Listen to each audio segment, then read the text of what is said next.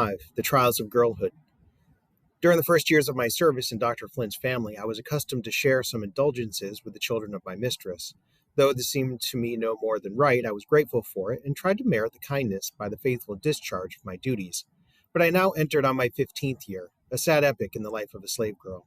My master began to whisper foul words in my ear. Young as I was, I could not remain ignorant of their import. I tried to treat them with indifference or contempt. The master's age, my extreme youth, and the fear that his conduct would be reported to my grandmother made him bear this treatment for many months. He was a crafty man and resorted to many means to accomplish his purposes. Sometimes he had stormy, terrific ways that made his victims tremble. Sometimes he assumed a gentleness that he thought must surely subdue. Of the two, I preferred his stormy moods, although they left me trembling. He tried his utmost to corrupt the pure principles my grandmother had instilled. He peopled my young mind with unclean images, such as only a vile monster could think of. I turned from him with disgust and hatred, but he was my master. I was compelled to live under the same roof with him, where I saw a man 40 years my senior daily violating the most sacred commandments of nature. He told me I was his property, that I must be subject to his will in all things. My soul revolted against the mean tyranny, but where could I turn for protection? No matter whether the slave girl be as black as ebony or as fair as her mistress. In either case, there is no shadow of law to protect her from insult, from violence, or even from death.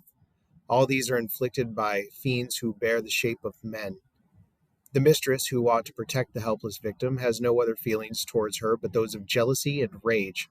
The degradation, the wrongs, the vices that grow out of slavery are more than I can describe. They are greater than you would be willing to believe. Surely, if you credited one half the truths that are told you concerning the helpless millions suffering in this cruel bondage, you at the North would not help to tighten the yoke. You surely would refuse to do for the master, or your own soil, the mean and cruel work which trained bloodhounds and the lowest class of whites do for him at the South. Everywhere the years bring to all enough of sin and sorrow, but in slavery the very dawn of life is darkened by these shadows.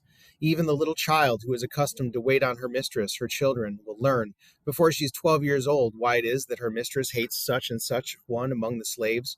Perhaps the children's own mother is among the hated ones. She listens to violent outbreaks of jealous passion and cannot help understanding what is the cause. She will become prematurely knowing in evil things. Soon she will learn to tremble when she hears her master's footfall. She will be compelled to realize that she is no longer a child. If God has bestowed beauty upon her, it will prove her greatest curse. That which commands admiration in white women only hastens degradation of the female slave. I know that some are too much brutalized by slavery to feel the humiliation of their position, but many slaves feel it most accurately and shrink from the memory of it. I cannot tell how much I suffered in the presence of these wrongs, nor how I am still pained by their retrospect. My master met me at every turn, reminding me that I belonged to him, and swearing by heaven and earth that he would compel me to submit to him. If I went out for a breath of fresh air after a day of unwearied toil, his footsteps dogged me. If I knelt by my mother's grave, his dark shadow fell on me even there. The light heart which nature had given me became heavy with sad forebodings. The other slaves in my master's house noticed the change. Many of them pitied me, but none dare ask the cause. They had no need to inquire. They knew too well the guilty practices under that roof, and they were aware that to speak of them was an offense that never went unpunished. I longed for someone to confide in. I would have given the world to have laid my head on my grandmother's faithful bosom and told her all of my troubles, but Dr. Flint swore he would kill me if I was not silent as the grave. Then, although my grandmother was all in all to me, I feared her as well as I loved her. I had been accustomed to look upon her with a respect bordering upon awe. I was very young and felt shamefaced about telling her such impure things, especially as I knew her to be very strict on the subjects. Moreover, she was a woman of high spirit. She was usually very quiet in demeanor, but in her indignation was once roused, it was not very easily quelled.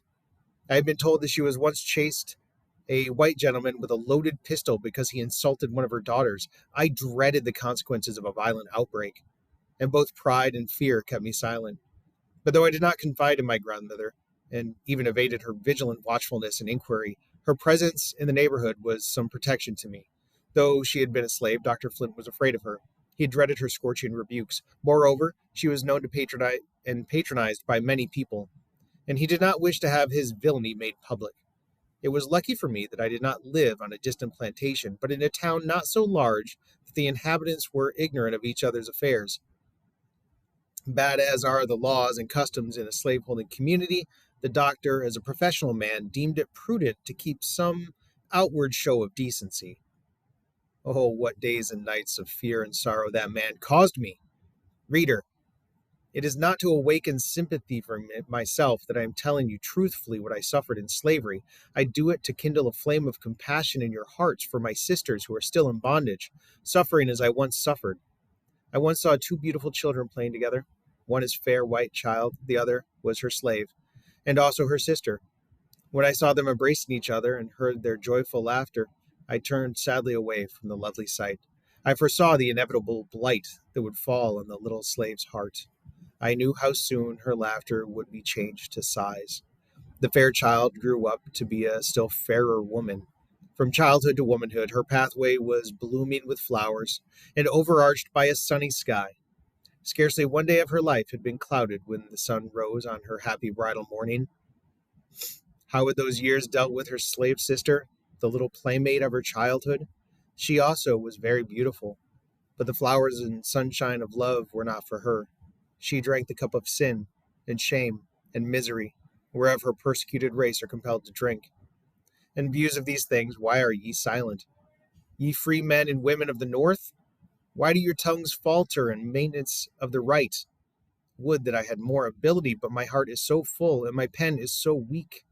There are noble men and women who plead for us, striving to help those who cannot help themselves. God bless them. God give them strength and courage to go on. God bless those everywhere who are laboring to advance the cause of humanity.